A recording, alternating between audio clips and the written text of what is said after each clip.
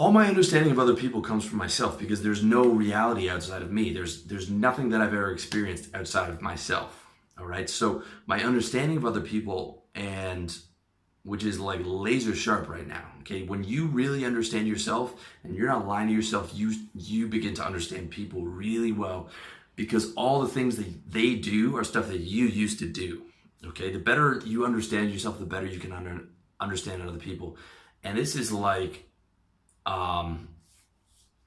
this is like a massive edge in socializing. It's a massive edge in business.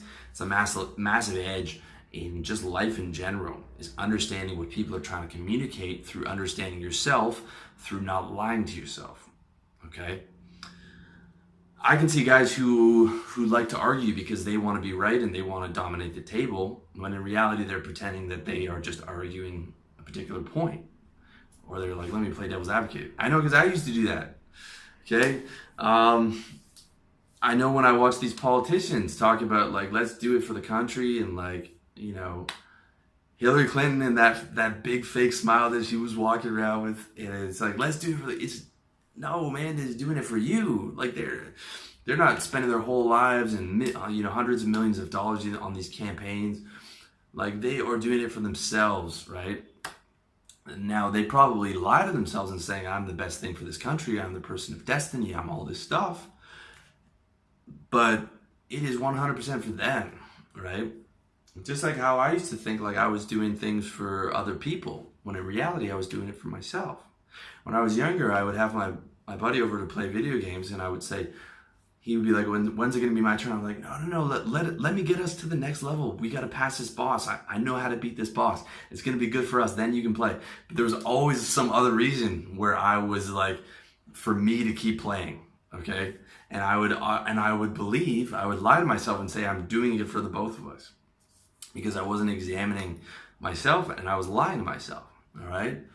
And there's so many instances of this when you start to look at other people. Or the guy who's depressed and he's unhappy, and he talks about how he's fine, he's got no problems and everything's great, but the guy doesn't express joy, or he doesn't have that.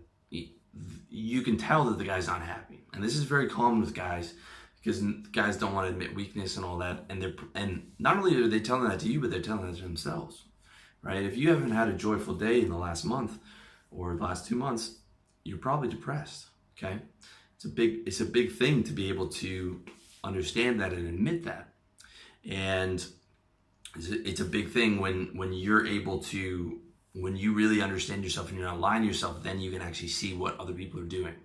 All right, you can see through them like a fucking window. It's a big thing. Number 3, when you stop lying to yourself, you start getting what you want. Okay. When you lie about what you want to yourself, you cannot get what you want.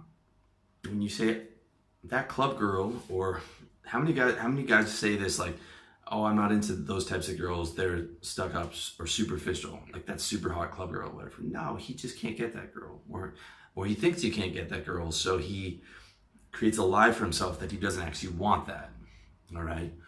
Or he'll see a guy who's in good shape with a girl, and he'll say, oh, that douchebag, like, fuck that guy.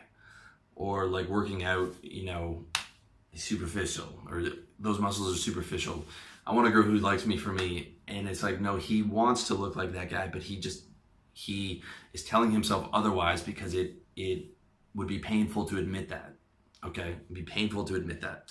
But what happens is, instead of to admit that, you go through some short-term pain, but the long-term pain of not getting what you want is much worse.